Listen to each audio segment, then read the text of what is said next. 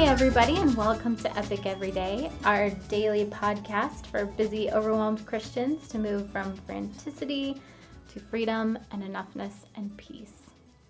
I'm Liz Frerichs, and this is my husband, Evan. Hello. And we are so glad you guys are with us on this wonderful Friday. Yes, our favorite day. I'm sure everyone can hear the hallelujah music in their brains.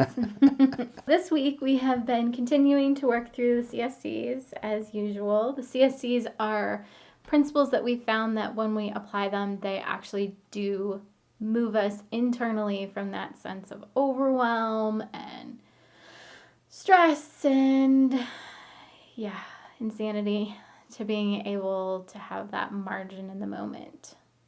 And they're all internal principles. So it's about heart change. Mm-hmm.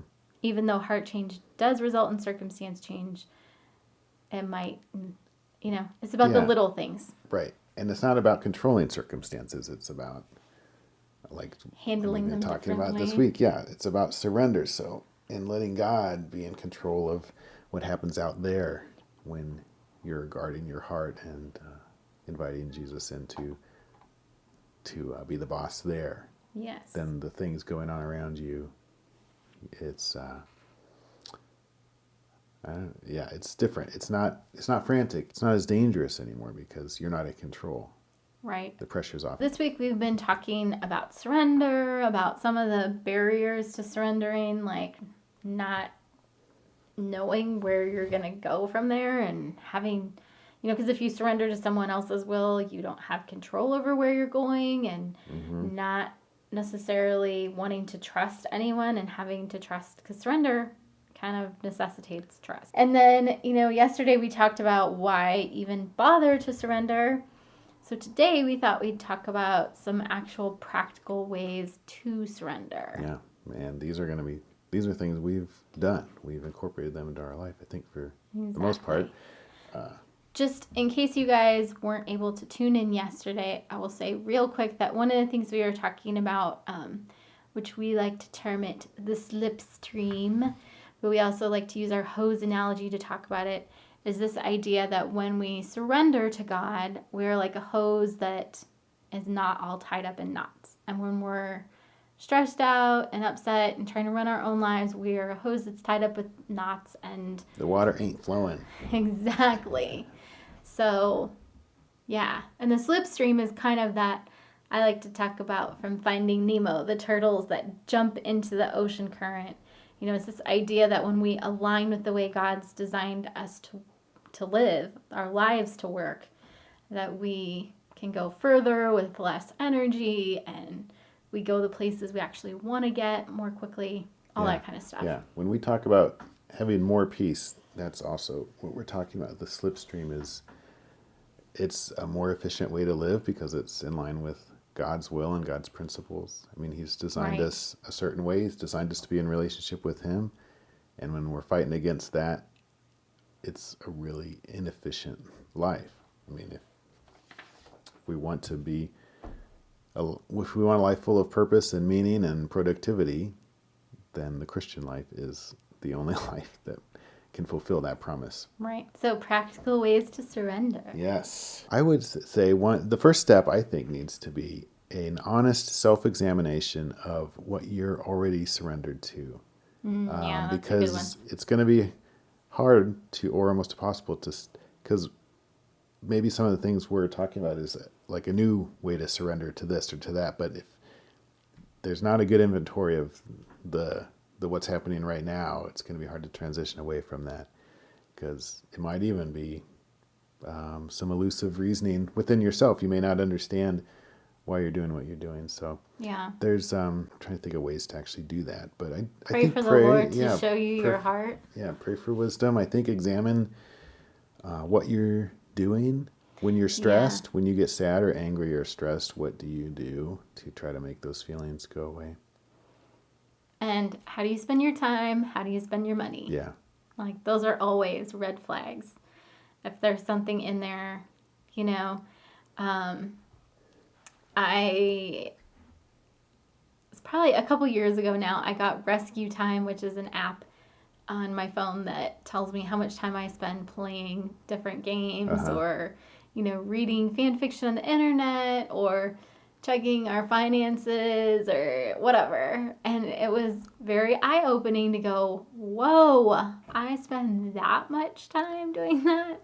Yeah. So it definitely changed my behavior once I was able to recognize, I don't really want to, I don't want to say at the end of my life, man, am I an awesome free fall player, but I didn't accomplish anything else with my life. Something like that's nice though, because if you're like, I don't have time to really incorporate anything new into my routine or my schedule, but if you do an inventory like that and you can look and see that I've got 5 hours a week where I've been playing, free fall or whatever, Clash of Clans. Then that may be maybe I could, maybe I have more time than I think. Right. I mean, we're just so programmed to be busy and to think busy and to act busy that even when we have our downtime, I mean, we're always doing something. So in a sense, we're always busy. But there could be a way to be more productive during downtime. I mean. Right. Yeah, to do things that make you feel better the next day. And not productive. Not productive as in like I got more stuff on my to-do list done, but productive as in I am a happier, healthier person afterwards rather than I just ran away from my problems and now I feel even worse now that I came back to them. Yeah, spiritual inventory stuff, slipstream stuff. Right. Another time tracker app, I will just put a quick plug in for this one. If you have an Android, the Glio time tracker app has been one of my favorites. I'm so sad I recently switched to the iPhone. It's not in iOS? No, it's not. And there's no good time tracker ones in iOS. So maybe there is one out there. Tweet Liz at Liz Frerichs and let her know what the if best... you have one that you like. But I loved it because I would just, once a month, I would track a couple days and then I could say, oh my goodness, I am spending so much time doing, whatever it was. And then there were other things, like, for instance, laundry to me, if Stephanie, my sister, is listening right now, she will be laughing. We were just talking about this. Laundry is one of my least favorite things to do. And so I put it off, and I'm like, it takes 40 hours to do the stinking laundry every week. Even though it doesn't really, it really just takes 20 minutes to fold a load or less. But when I started doing the time tracker app, I was like, whoa, I thought I spent tons of time on laundry during my week. I really don't. It's just all of the time dreading it so much. Yeah. Yes. Interesting. Yeah. So, those are great little self-examination techniques. And that's the beginning of surrender because, like we said, you're already surrendered to something and shifting out of that will take a little bit of a baseline establishment. Another way to surrender is to your friends, people you trust, maybe someone in your family, and to do a self-disclosure safe test and to maybe be a little bit more open with some of these most important people in your life. Yeah. So do I get I haven't got through my whole list yet. So are we going to trade off at all, or you just want me to crank through my whole list? We can trade What, are off. yours the best? You're saving them for last? No, I'm going to go ahead and say mine now. So one of the best ways that I have found in my life to implement surrender is to start my day positioning myself for victory, which is out of Second Chronicles 20. There's this great passage where Jehoshaphat, this vast army of Moabites and Ammonites, are all coming up to make war on him. He just goes to the Lord and he says, "Oh, our God, will you not judge them? For we have no power to face this vast army that is attacking us. We do not know what to do, but our eyes are upon you." And I love how, he looks at this awful problem that he has no way to solve. And I think sometimes that's the easy time to surrender. Sometimes it's a lot harder to surrender with the little things. Yeah. That you really could fix yourself. He recognizes that they can't fix it themselves. Then the Spirit of the Lord comes on Jahaziel, son of Zechariah, and he says, "This is what the Lord says to you. Do not be afraid or discouraged because of this vast army, for the battle is not yours, but the Lord's. Tomorrow march down against them, and it says where they'll find them. You will not have to find this battle. Take up your position, stand firm, and see the deliverance the Lord will give you, O Judah and Jerusalem. Do not be afraid. Do not be discouraged. Go out to face them tomorrow, and the Lord will be with you. And so when they go out, it's so awesome because instead of going out like all ready for battle, they go out and they sing and they praise. And so because God told them they aren't fighting the battle, they positioned themselves for God to fight the battle. Yeah. And so it sounds like they stopped being stressed out about it and started worshiping. Yeah. Yeah, they all fall down and worship before the Lord. And so one of the ways I have found in my life just to remind myself of that is just to start by kneeling in the morning and just saying, okay, Lord, I have no control over what happens today. I mean, I would love to say that I totally have control and here's my to-do list and I will get through all these things. Thank you very much. But that's not the reality of the situation. So being able to say, okay, Lord, I am kneeling down before you. I am admitting today is a vast army that I cannot control. Yeah. So I need you to work. And so I'm going to position myself by praising you and by remembering who you are and by giving you today and asking you to inject redemption into the day. Yeah, I think along with that is working more time like that into your day. Peter Cesaro, in his Emotional Healthy Spirituality course, talks about the daily office. Like we're, as Christians, I think pretty accustomed to like, oh, my morning quiet time, and that's important. But Peter Cesaro's is like, let's actually do this 2 or 3 times a day, right, or more. And, for one of those times a day, I'm still working. I usually skip my afternoon one. I don't know what it is. That's another, working on surrendering more and more. But in the morning, I've gotten pretty good at taking a break and doing some meditating and getting away from my computer screen and trying to get away from my phone and just sit there and do some reflecting and some praying and some meditating in silence. Well, and that's such an act of surrender, too. It's kind of like tithing.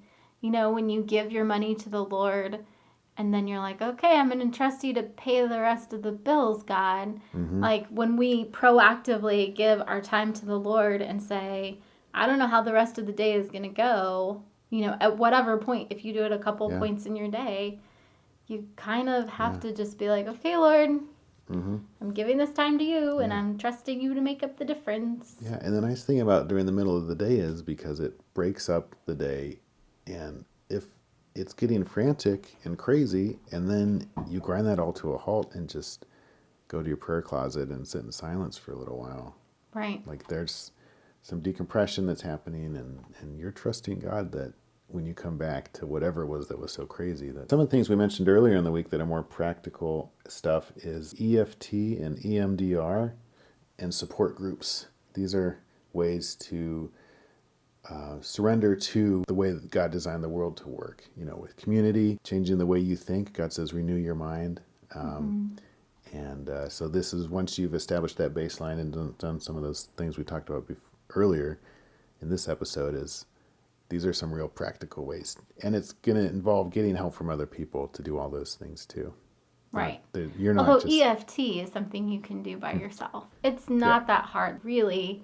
It's one of those things that I think every Christian should know how to do because it's so amazing the way that EFT, utilizes our acupuncture points in a way that shuts down our fight or flight so that we can start processing things on a different level. It brings our creative brain into whatever we're stressed about.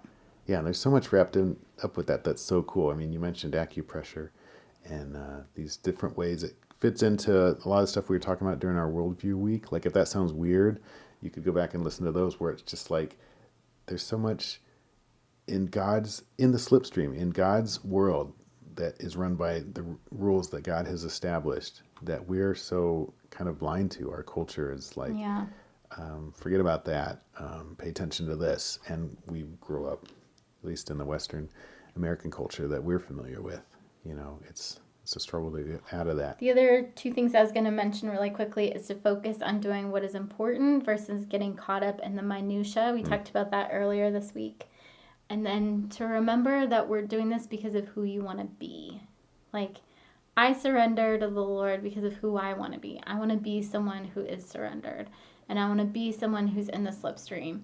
So even when I feel like, Lord, are you, kind of like it says in Isaiah 40:27, where just like the Lord's forgotten me. And sometimes I feel that way when I look at things. I'm like, I've been sick for 8 years now. I think it's 8 years. I think so. It'll be 8 years in April. So being like, okay, God, did you forget about me? I mean, there are days when I feel like that. And so going back to, wait a minute, this is not based on my circumstances. This is based on the fact that I want to be someone who's in the slipstream. And it's the person God wants you to be too. I mean, right. And that connection with him is the only way that that's going to happen. Right. And as we also talked about on the, working through your trust issues, going back to who is God, we can trust that he hasn't forgotten us because he says he's a God who never forgets. Yeah. Not because of, whatever it is about us, but because of who he is. Mm-hmm. So thanks for listening. We're so glad that you guys were with us today. And thank you to everybody that's been sharing the podcast. We really, really appreciate that. If this has been helpful for you, we'd like you to share it with some other people. 2 or 3 of your friends. Please. And if you like the show, go on to iTunes and give us a few stars and write a review. That also helps the show be heard by more people if you think this is a worthwhile show. Have an awesome Friday. Yep. Enjoy your weekend. We'll talk to you again on Monday. We love you guys and we're praying for you. So Bye. long.